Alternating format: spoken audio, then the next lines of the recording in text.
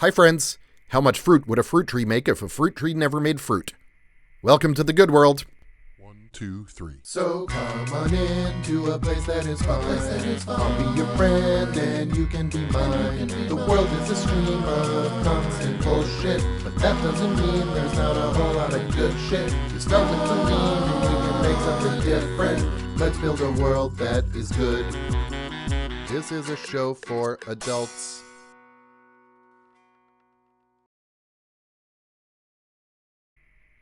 Hello friends, I'm Seth. Welcome to the good world. I am delighted to have you here with me today. This is going to be our final episode of 2024. I am taking a break so I can focus on finishing my seminary studies, but I should be back here no later than February, but maybe even sooner. And I'll probably still post some short form content on TikTok, but the long form stuff is going on vacation. Anything else that shows up is a bonus. So, okay, it's mid-December right now. Which means that here in Sacramento, California, where I live, it's the start of citrus season. I love citrus season. This is a great part of the world for growing citrus. We actually even have a couple of cities named for it. There's Citrus Heights and Orangevale. Those are the two that I know of, but I feel like there are probably others. And if you walk around town, there are lots of houses that have at least one citrus tree. Often they have more. Susie and I have a pomelo tree. Here is a pomelo next to my head for scale. Not that you necessarily know how big my head is, but it's a normal human head, and this is a normal large pomelo. A pomelo it's basically an ancestral grapefruit. So like people grew pomelos and then they kind of selected them for higher sugar content, and that's how we ended up with the grapefruit. I can't eat grapefruit right now because it interacts poorly with my cancer meds. So 3 years from now, I get to have pomelo and grapefruit again. But our pomelo tree in our yard is over 60 years old. It's huge. And it's really amazing. We also have a baby kumquat tree and a baby mandarin tree. We just planted both of those this year. So they're too young to make any really good fruit yet. Like they have little fruits. They're not going to be very good yet though. But so many houses around Sacramento have citrus trees, and it's really common to just walk around and get a bucket or a bushel. A bushel's like a bucket, right? Like a bigger bucket. Get a bushel and you just fill it with citrus, and then you put it out on the curb for your neighbors to take. We do that with our pomelos. Maybe you saw I posted something on TikTok where Susie and I came home with pockets just filled with lemons and also persimmons, which are not citrus, but they are in season right now. But here is some fruit that we have gotten from neighbors recently. This is a grapefruit, different from the pomelo. See, size difference. And then this, I believe, is a Valencia orange, and this one is a blood orange. This is a mandarin, Meyer lemon, kumquat. Look how tiny. And then this is a lime. And I know probably some of you are looking at this and saying, that's not a lime, it's yellow. Haha, limes are yellow. If you let them ripen on the tree, they turn yellow. At some point, someone figured out that it's easier to get people to buy limes if they can easily distinguish them from lemons. So they pick them before they're ripe and sell them when they're green. And a lot of us, me included until about a year ago, have thought for our entire lives that limes are green, but no, limes are yellow. This is a lime.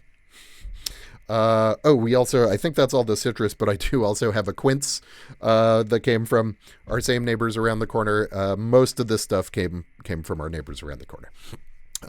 But so point being, there's a lot of citrus here, right? And just walking around Sacramento, you can find all kinds of things. You can find buckets of Meyer lemons, which is this one. Eureka lemons, which are sort of your more common lemons. Meyers are a hybrid between lemons and oranges. You can get limes, you can get oranges, mandarins, tangelos, which are, I believe, a hybrid of tangerine and pomelo.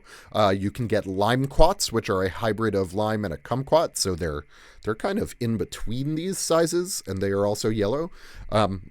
Lots of people put out citrus here in Sacramento, and it's wonderful because they're really colorful, right? Look at these bright colors, but they're also delicious, and it's great, and people just share them, and so you get all of the citrus for free because it's just bountiful.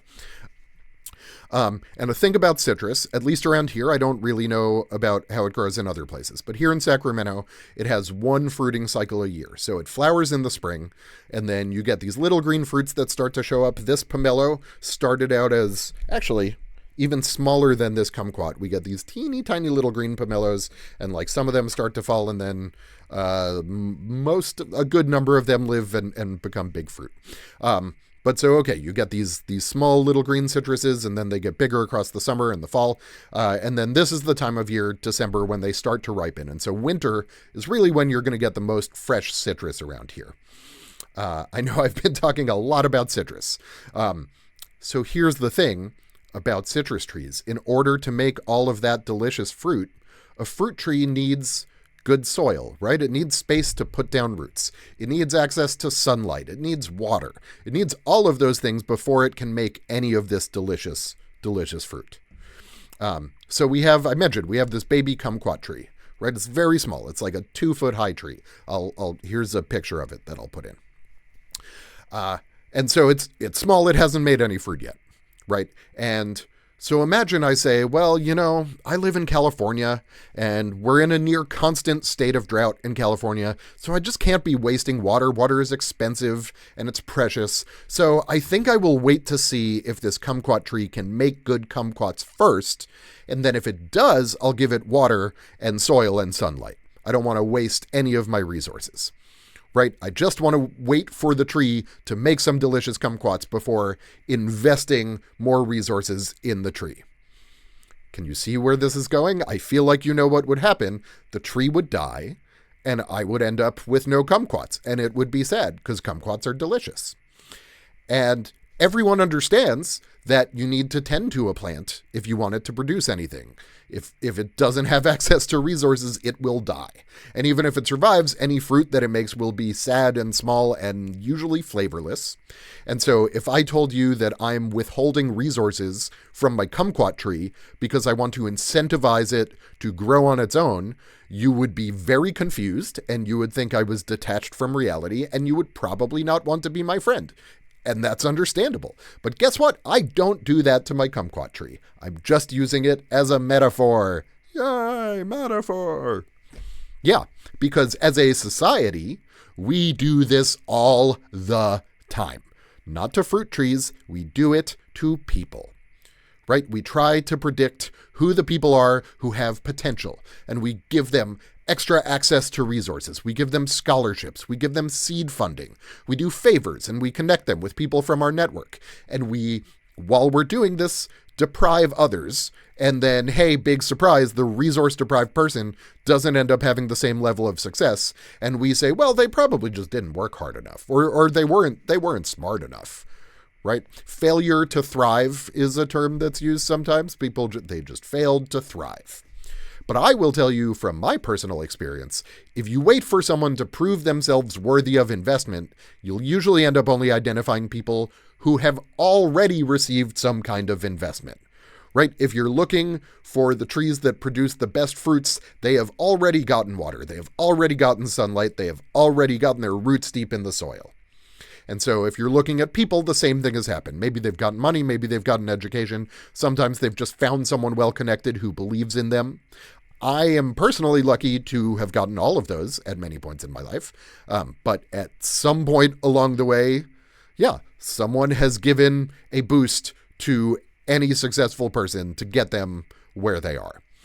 Usually a lot of people have given them a lot of boosts. I'll just give you 2 examples from my own life. So I went to Wesleyan for college. It's a fancy private school in Connecticut.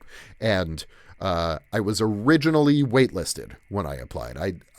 I had a weird application because I had severe ADHD, so I tested very well and I had a lot of activities, but my grades were very inconsistent. And so I applied and they said, well, we're going to put you on the wait list. And so I was on the wait list, but I got in because one of the trustees from my private high school was married to a trustee from Wesleyan, and they used to come to my high school plays because I did a lot of theater in high school, and they really liked me and they wanted me to go to Wesleyan. And so they pushed Wesleyan really hard to let me in. And so that's how I got into college. I got in off the wait list because I got help from a trustee who liked me.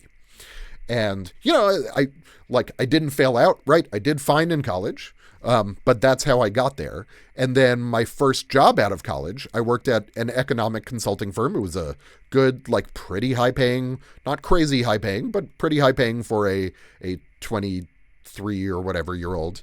It was a white collar job, right? But I got the interview at this economic consulting firm, even though I was applying outside of the normal recruitment season, and I didn't have the traditional background. I didn't have an econ background or anything. I just had played around with baseball data a lot, so I got pretty good at statistics. And the way that I got the interview is that one of my dad's partners at his law firm sent my resume to the consulting firm, and they said, oh, sure, we'll interview him. And look, I went into the interview and I did well. And so, sure, I can say I walked through the door myself, but the door was being held open for me, even though I was running late in this analogy, right? I had missed the normal application window, and they were like, hey, Seth, come on, hurry it up, get through this door. We're holding it open for you. That's what it was like. That is not what most people's experience is like, and I understand that. And that is so much of how our system, as is currently constructed, works. So yes, this system has benefited me personally. It's benefited me plenty, but it's honestly a silly way to do things, right? Your ability to thrive should not depend on your ability to charm a rich person into vouching for you. For one thing, that's just a messed up way to do things, right? To make it so that everyone is dependent on the whims of a small number of people with outsized wealth and power. Our society shouldn't be a country club where you need a member to vouch for you. But the other problem, I think, is that it also creates a lot of bad incentives, right? If you're the patron, well, now this other person is dependent on you. Now you have someone who feels like they can't say no to you, probably doesn't even feel like they can tell you that they can't say no to you, which means that you're going to end up usually surrounded by yes men, which honestly might explain the behavior of some of our most visible corporate leaders. And if you're the recipient of this patronage, right, you now have a strong incentive to lie. Your need to impress this patron overtakes your need to actually do good work. And maybe you don't believe me. I'll tell you an example from my own life. I used to work with this guy who started a hedge fund, right? Before we worked together, he had started a hedge fund. He made a bunch of money. And he told me that when he was starting his hedge fund, he would go to pitch potential clients, right? He'd get someone to introduce him with enough money to invest in a hedge fund. So already there are connections happening there. But he would go to these pitch meetings, and these potential investors would say, okay, why should I invest my money with you? And he'd say, well, actually, my fund is almost full, so you're going to need to convince me to take your money. That is what he said to people who were used to buying their way into everything, and I don't think it should surprise you that it worked every time. Maybe not every time. It worked most of the time. He made a lot of money.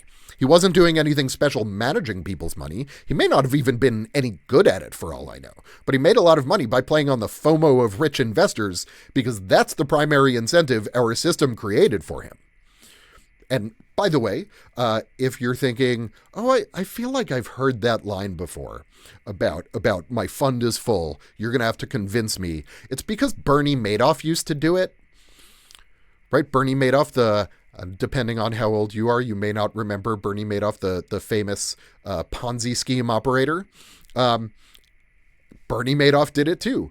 And while a lot of what Bernie Madoff did was illegal, this part of it wasn't. It was just bad incentives to sort of put on a show. And so this country club model of society it's not a great one because it just doesn't actually work well for anyone, right? There is a person here who is incentivized to lie, and there is a person here who is incentivized to respond to FOMO, and that's what's making most of our huge financial decisions. And it doesn't work very well for the vast majority of people. The other problem with this kind of gatekeeping, aside from the incentives, is that honestly, the gatekeepers often don't actually understand the source of their success. So I'll give you an example of this. So there's a famous and I think really interesting story from the statistics world. I know a lot of you probably don't think that statistics can be interesting, but it can. It can. Okay, so Here's the famous story. During World War II, the U.S. Navy was trying to figure out how to make their fighter planes harder to shoot down, right? Because it's a really big deal. You send all your fighter jets in, there are all these air battles, and if you lose fighter jets, you're losing people, you're losing resources, and so it's important to strengthen them, right? And so they took all of the planes, and they looked at all their planes, and they made this chart of where the bullet holes were on every single plane. Right? And so the Navy looked at it and they said, okay, let's see. We need to make it stronger here on the wingtips and also here on the tail. And then it looks like right in front of the pilot, because that's where our planes are getting shot. So we need to strengthen those areas, right? Have you figured out that it's not? One of the scientists figured out that there's no reason the bullets would be missing all of those other areas, right? If you're a machine gunner from Nazi Germany, you're sending up sprays of bullets. It would be really strange for you to happen to miss 2 spots on the wing all the time. It would be very, very strange if you just happen to miss all the areas that don't have red dots. And they realized, actually, this isn't a map of all the places that planes got hit. This is a map of all the places a plane got hit and still survived. Right? They are only making the picture from the planes that have made it back to base. They don't have any information about the planes that got shot down. So suddenly they realize, oh, we need to account for our lack of information. And they realize that actually the areas that they needed to strengthen were pretty much the exact opposite of what they thought at first. Right? They needed to strengthen the engines and the places where the wings attached to the main body of the plane and the place where the tail attached to the body of the plane. And they figured that out because they realized their data set was biased because it was only coming from the planes that had survived. And in fact, this kind of problem, this kind of bias in the scientific world is called survivorship bias. And it's very common. And so coming back to gatekeeping, something we do so much in our society is we look at someone who's rich and successful and we ask them, hey, how did you get so rich and successful? But we almost never look at someone who's poor and ask them how they ended up poor, right? And the rich person usually says something like, well, I worked really hard and I'm very smart. And look, to be clear, those things are usually true. They probably did work hard. They probably are smart. My former colleague, who I mentioned earlier with the hedge fund, he really only barely walked the line between salesmanship and fraud.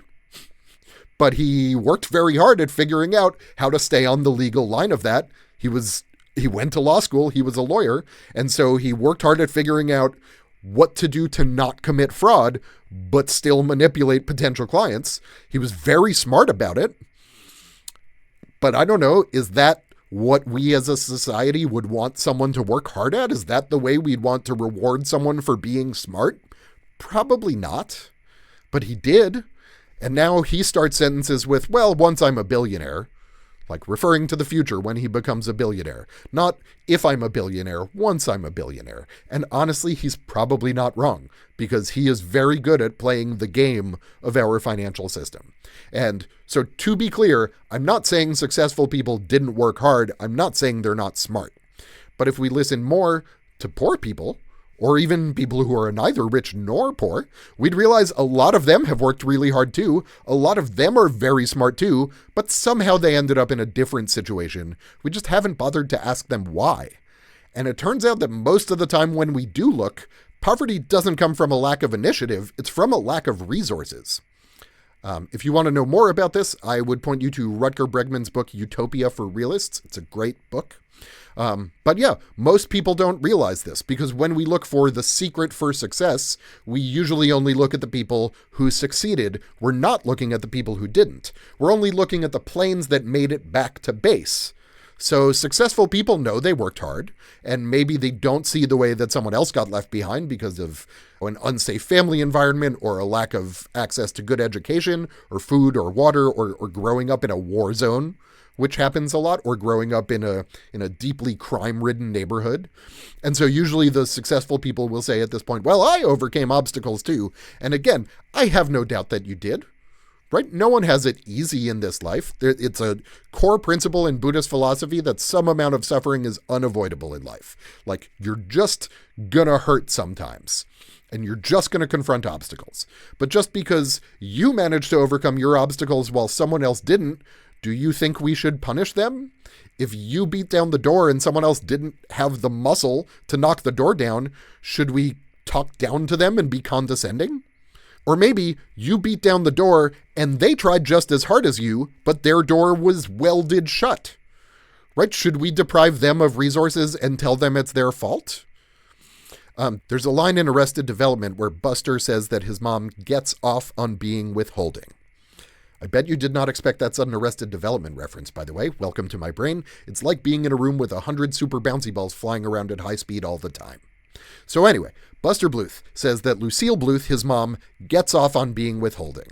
And a lot of the successful people in our society are not unlike Lucille Bluth. Our society gets off on being withholding, is what I am saying.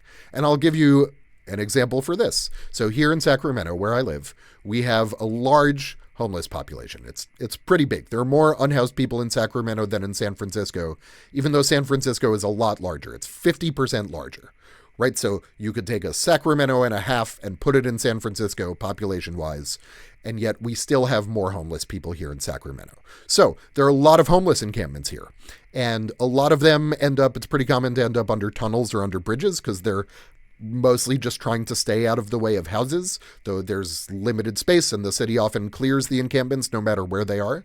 But so there's this one encampment under the highway, and I was visiting it one day and I was talking to some folks who lived there. And one of the people who lived there was telling me that a lot of folks in town will drive through the tunnel where she lives and they will lean on the car horn the entire time. Right? Even a big truck for 20, 30 seconds, however long it takes to drive through this tunnel. They will do it the entire time through the tunnel, even in the middle of the night, 2, 3, 4 in the morning. And I had to really sit with that for a moment, right? It was hard to hear. It's hard to tell. I'm sure it's hard to hear on your end, but I thought about it for a while. Why would someone spend 20 to 30 seconds blaring their car horn just to punish people who are already living in tents on sidewalks? Like, how do you end up looking at people who have it that rough and deciding to intentionally make it worse? And here's my theory. Actually, I will start with what isn't my theory. My theory is not that the people honking their horns are bad people. They're not. They're acting like jerks, definitely, but they're not inherently bad. All of us act like jerks sometimes. I have been a jerk plenty of times. I have been a jerk within the last week to my spouse who I love most in the world. We can all be jerks. We're all just people doing our best.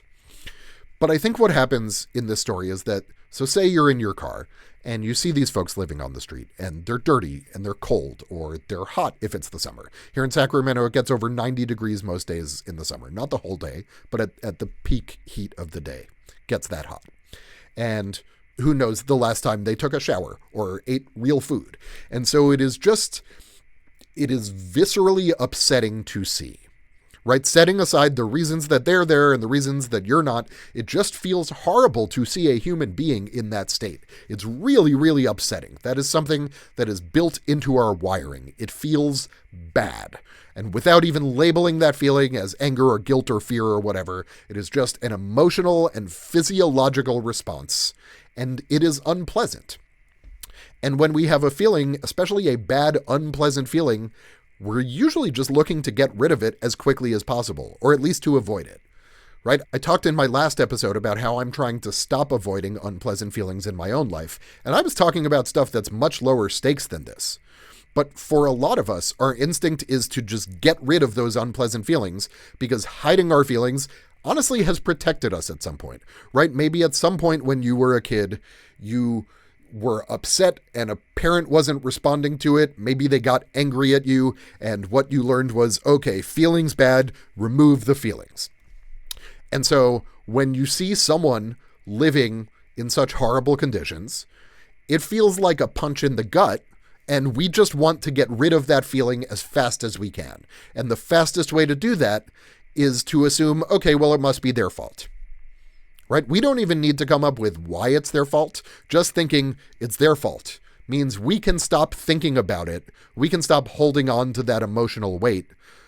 But we still have that bad feeling in our bodies, right? We have this story to try to get rid of it, but we still feel bad. And so it's their fault they live like that becomes it's their fault I feel bad right now, right? And it's their fault I feel bad pretty quickly turns into, hey, fuck you.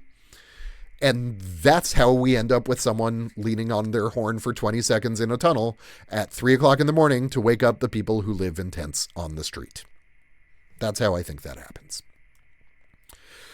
Whew. I know. Now this feels bad, right? Right? No part of that is a happy story. But I just want to note at some point in what I just said, a lot of us made assumptions that turned out to be wrong. I have encountered these examples and made assumptions that turned out to be wrong plenty of times. And so what I have learned is that if you're judging the people who live on the street, I would question your assumptions about them.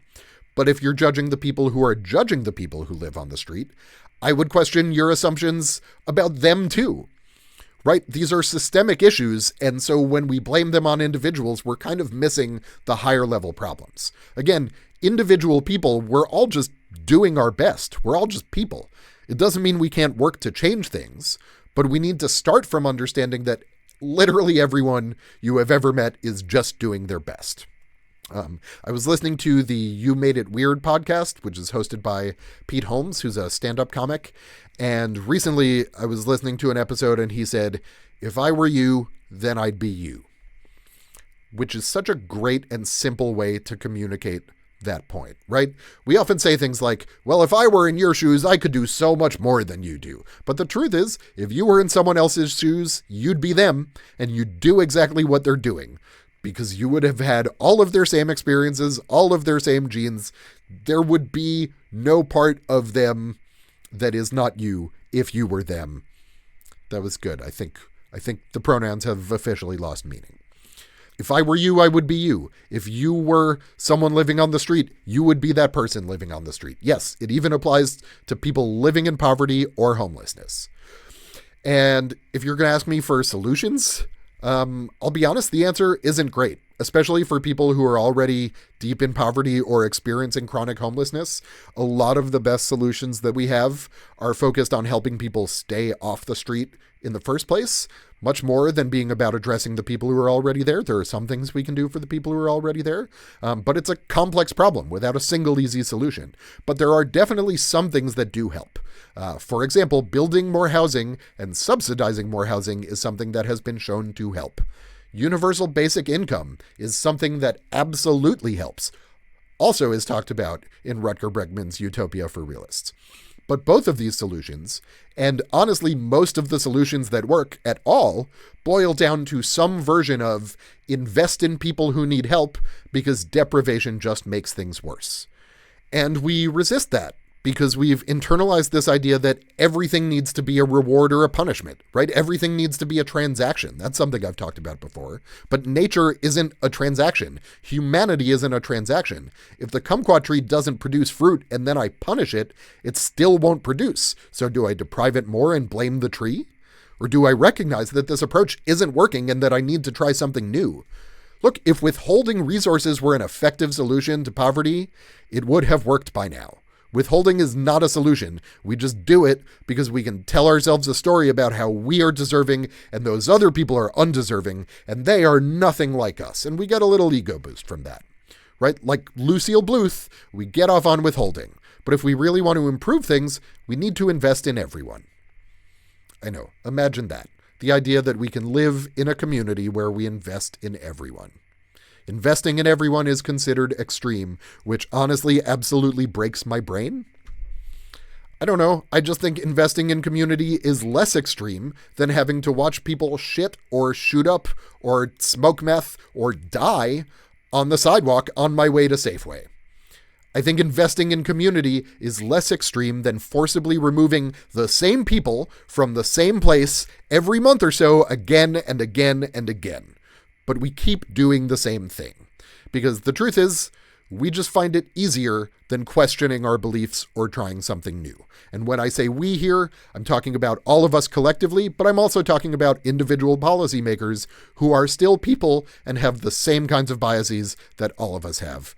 We are going to take a quick break right here, and then we'll be right back. Please like and subscribe. Please like and subscribe. Please like and subscribe. Please like and subscribe. Please like and subscribe. Yes, friends, just a reminder to please hit the like button, hit the subscribe button, share this with your friends. I am over 100 subscribers. I'm very excited about that. It's triple digits. It's very exciting. Also, it's about to be Christmas and Hanukkah season. So I don't know if you want to get someone maybe a shirt with my cartoon face on it, you can do that at goodworld.love. And just please, if you're enjoying what I do here, I would really appreciate it if you like this, if you subscribe to it, if you share it with your friends. Support me in any way that feels right to you. If you believe in what I'm doing. If you don't believe in what I'm doing, that's fine. But you've watched pretty far for someone who doesn't like what I'm doing. Okay, so right before the break, I mentioned that as a society, we often find it easier to keep doing the same broken thing instead of trying something new. And I want to go into how that happens a little bit. I've talked about this before, but our brains are wired to take shortcuts. Our brains are lazy. I'm not saying you are lazy. I'm saying your brain and my brain and every human brain is lazy. This is my high-level takeaway from years of studying social science. Thinking takes a lot of energy, right? Like literally our brains use a lot of electricity when we think hard, which is why you can get tired after doing a lot of mental work, even if you're just sitting still the whole time. So anything we can do to think less, our brains are going to naturally try to do it just to save energy. And we don't even realize it because realizing it would still be more thinking, and the whole thing our brains are trying to do is avoid thinking to save energy. But here is the thing. We can train our brains to change. I've talked about this before too, but it's true. This is honestly a huge amount of what I like about Buddhism.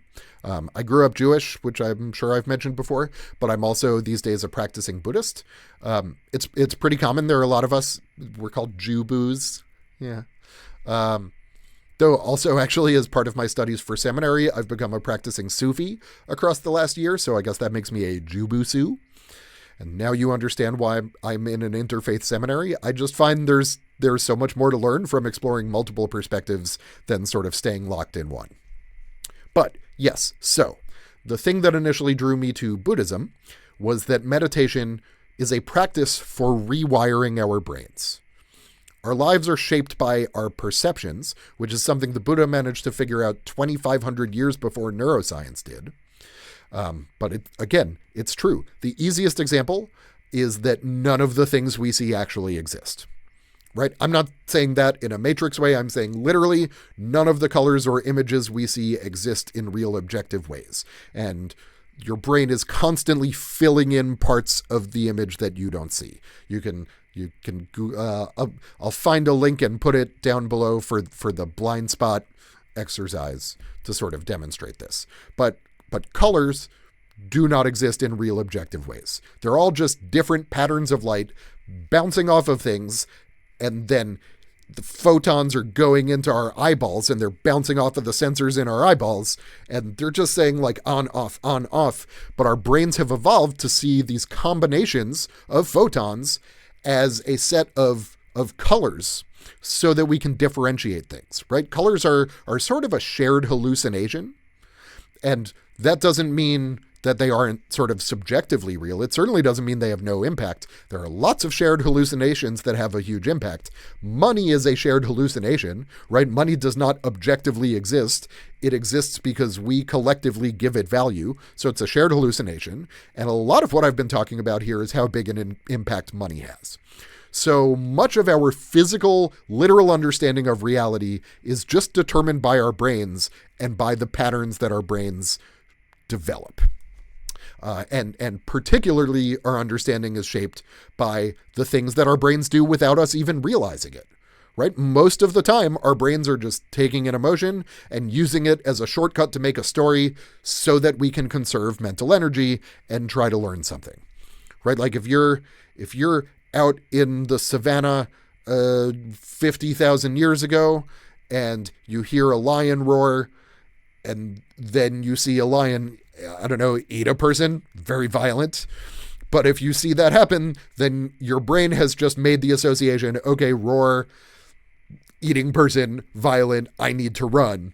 And so all that has really happened is like now you have this instinct to get more scared when you see a lion and you run away, and that helps you survive in the end. And so that's what your brain is doing. And you're not even taking the time to think, oh, I have heard a lion roar, therefore I should run. You just start running because taking that time to think, A, would slow you down, and B, would take energy that your brain is trying to save. Okay, so the thing is, we can change our brains. You don't even need any technology, right? You don't need some fancy machine. The only thing you need to do in order to change your brain is practice. Yeah, haha, it sounds so easy, right? Just practice. How do you get to Carnegie Hall? Practice. It's not so easy, right? It takes a lot of practice to get to the point where you're playing Carnegie Hall. I know I actually have friends from when I grew up who have done it, and I know how much they practiced from a very, very young age. It takes a lot of practice to completely change your brain too, but we have to start somewhere, right? If you're picking up a new instrument, you probably aren't about to get to Carnegie Hall. And if you start meditating tomorrow, you probably aren't going to live like a Buddhist monk within a week. And that's okay, because if you're just starting this practice, you're a beginner. And recognizing that you're a beginner is really important. In fact, things work better when more of us as people think like beginners. There's an idea in Buddhism called beginner's mind, where really we're just trying to cultivate curiosity and to recognize that we people are most likely to do harm when we stop asking questions and not when we start. So it's okay to be a beginner. It's good for us, in fact, and go easy on yourself, right? You wouldn't expect to play Freebird the first time you pick up a guitar. You won't change your brain overnight either, but it just takes practice.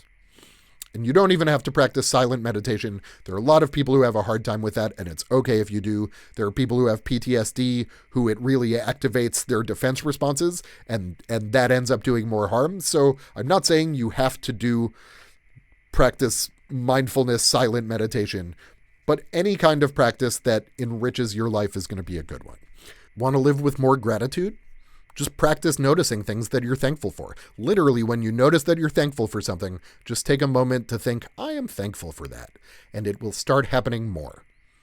Seriously, I'm thankful for my dogs. I'm thankful for my partner and for my friends. I'm thankful for all of this delicious citrus I showed you. This kumquat I'm thankful for. I'm thankful for my neighbors who gave me all of this citrus that I can show you. There are lots of things you can practice. If you want to be more present, you can set a timer with a bell every hour. I have a little, on my watch, I have a little vibration. And when you hear the timer or feel the vibration, just remind yourself to put down your phone or put down your work or take a breath just to be present for a moment. Just these little bits of practice. If you want to feel more love for your partner or your friends or whoever, just start saying, I love you more. Literally, that's it. You can do more than that if you want to, but if all you do is say, I love you, and you do that more often, you will start to feel it too. It's so silly, and it feels so basic, but it's literally how our brains work. They are incredibly simple in some ways, even though they are incredibly complex in many other ways. Our brains are they are an optimization algorithm that is trying to figure out what it's supposed to do. Right? Our brains are just this little machine that's like, what am I supposed to do? And then once they figure out what they're supposed to do, they can get really great at it. Want to hit a fastball? Practice. Oh, I'm really good at hitting a fastball. It's what I'm supposed to do. That's my brain voice. Want to play the mountain dulcimer? You could practice. I'm giving a lot of examples today. If you want to feel more compassion for people, practice. You can do that too. You don't even need to come up with your own way of doing it. There's a Buddhist practice called loving kindness meditation, or metta, M-E-T-T-A meditation. I'm not going to explain it right now, but I'll put a link below. Your brain will do whatever you train it to do. And everything you do is a moment of training. right? If you pick up your phone, you are training your brain to pick up your phone. If you're doom scrolling, you're training your brain to doom scroll. I mentioned Buddhism, but this idea of practice it's all over different religious philosophies. It's a big part of Sufism, which is also what I like about Sufism. It shows up in Kabbalah, which is sort of mystical Judaism. It's even in the gospel. Jesus tells us repeatedly, the kingdom of God is here. It's among us. It's within us. There's a writer named Mark Gladman who I really like, who goes by the handle Monk in Docs online. I'll put a link to him too. And he says, I agree with this, he says the way that Jesus talks about the kingdom of God is not some magical other place. It's about a way of being and a way of living right here in this world where we are. It's about breaking out of the patterns that have been imposed on us by big historic forces and learning to be free.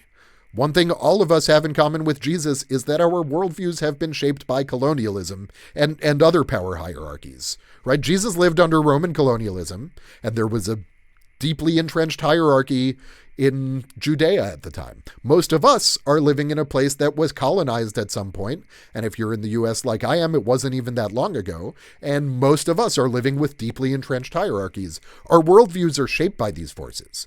But if we can break out from those rigid structures and start to notice what the world looks like outside of it, we can experience this life of abundance and meaning that all of us deserve. And we have the tools to find our way there. We just have to train ourselves.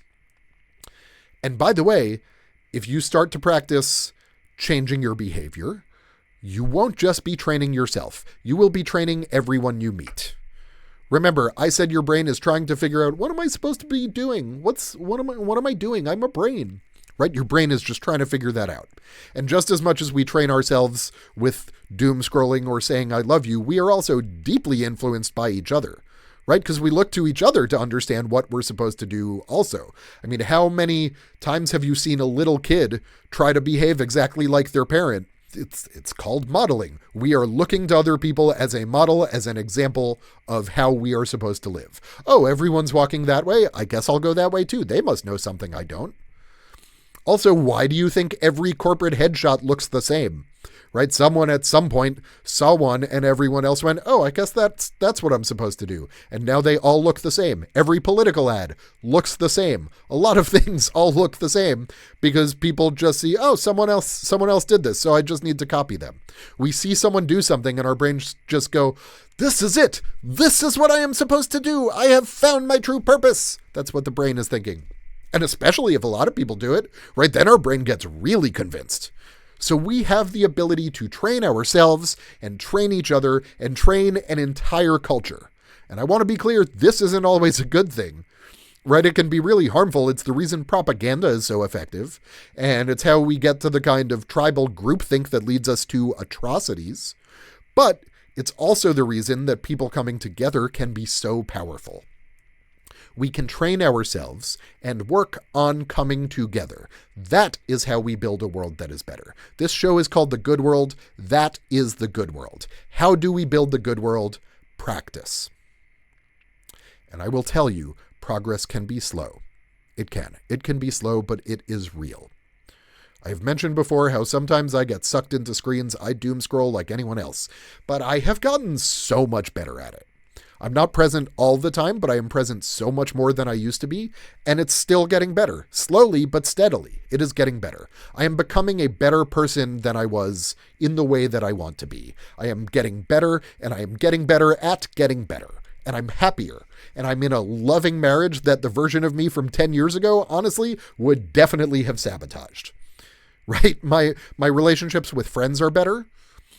It's not the Prozac. It's not. I've been on Prozac for a long time. My practice, puberty.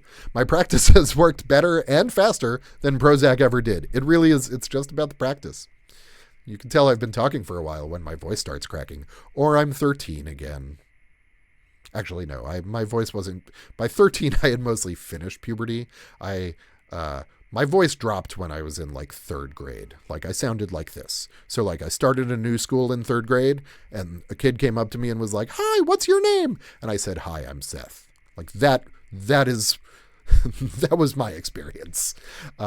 Anyway, again, it is really just practice that helps us change these things. Supposedly, it can also be ayahuasca too. I don't know. I've never tried ayahuasca, and I don't want to endorse something I have never done. So please don't take this as me telling you to do ayahuasca. But I did just read something recently that there's apparently been a recent wave of corporate CEOs who go on ayahuasca journeys and then come back and leave their jobs because they suddenly realized that their old priorities were making them miserable. So I don't know. I haven't done ayahuasca. I will tell you that when we lived in DC at some point, I was having a conversation with someone and they were talking about doing mushrooms.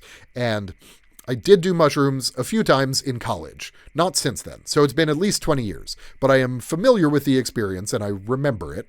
And so this one time in DC, someone mentioned mushrooms and I said, I can't do mushrooms at this point in my life because I just can't handle looking at things that closely. Right? How messed up is that? I knew enough in that moment to realize on some level the work I spend all day doing is making me deeply unhappy. All of the goals I have are making me deeply unhappy. And if I really examined it, I would know that I have to give it up. And so that was why I couldn't do mushrooms. Well, turned out I ended up giving all of that career stuff up anyway. And again, things in my life are pretty stable now, even as the world is very much not. The world is pretty chaotic and scary, but my life is pretty stable. And I still haven't done ayahuasca, and I still haven't done mushrooms since college. Instead, I just practice being me. And so to come back to a theme here, I'm not asking people to think I'm better than anyone for that, right? I'm extremely lucky to be able to do it. I'm extremely well supported. I have been well supported for most of my life. I'm well educated. I have a very strong, non-threatening vibe, which helps. I could say I'm brave because I left my old career. Or I could say I worked hard to make these episodes. And look, that one I did. I have worked hard to make some of these episodes. Some of them have been easier. Some of them have taken more work. But I did it. I did that because I enjoy it and because I care about it. And if you like them, that's great. But it's not about elevating me above other people for the work that I have done. And so if you are judging me in a positive way or a negative way for what I am able to accomplish, I would question your assumptions the same way I would question any assumptions about anyone.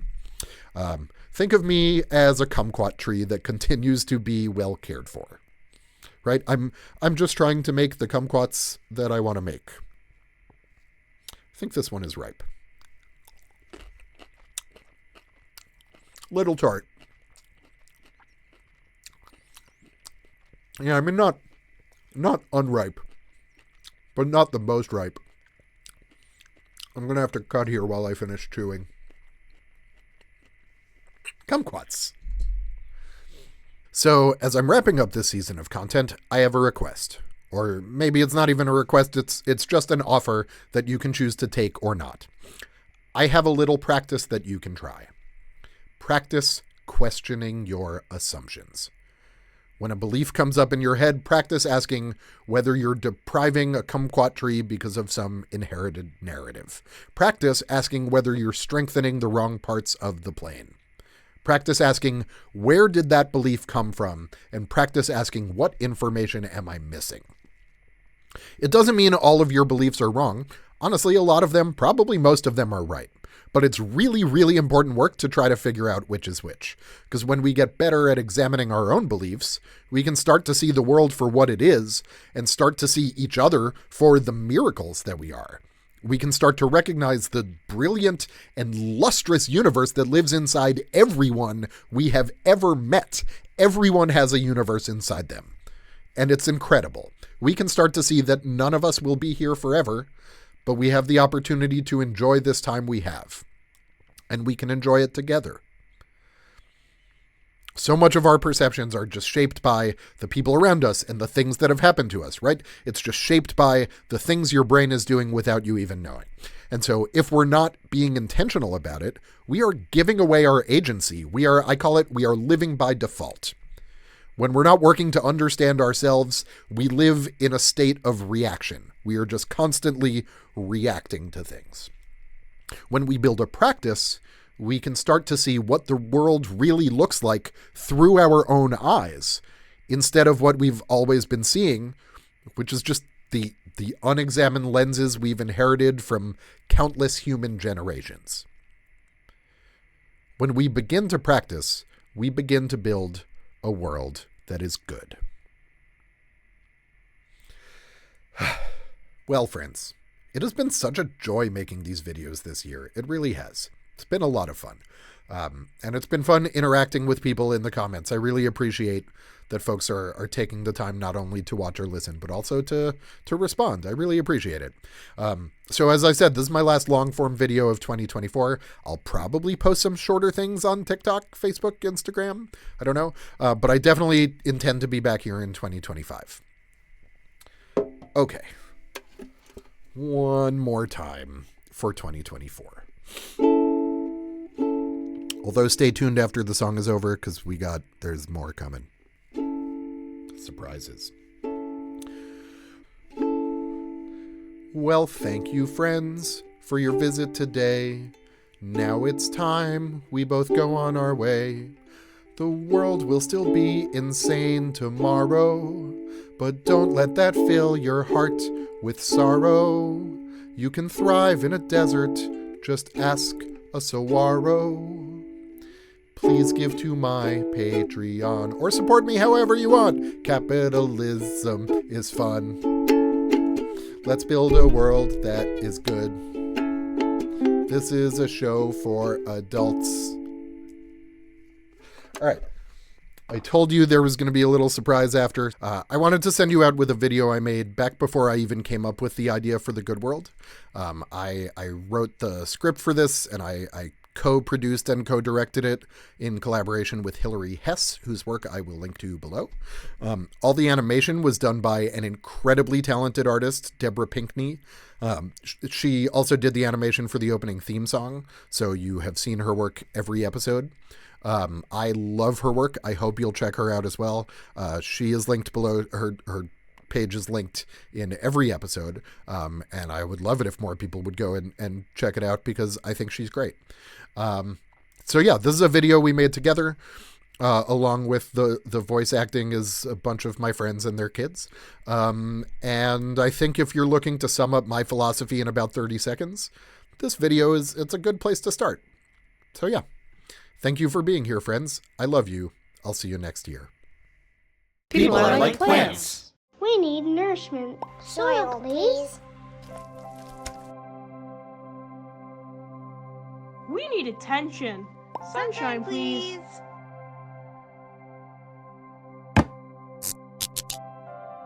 We need love.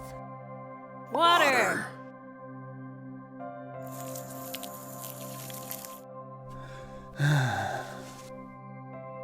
With care and with help, everyone can blossom.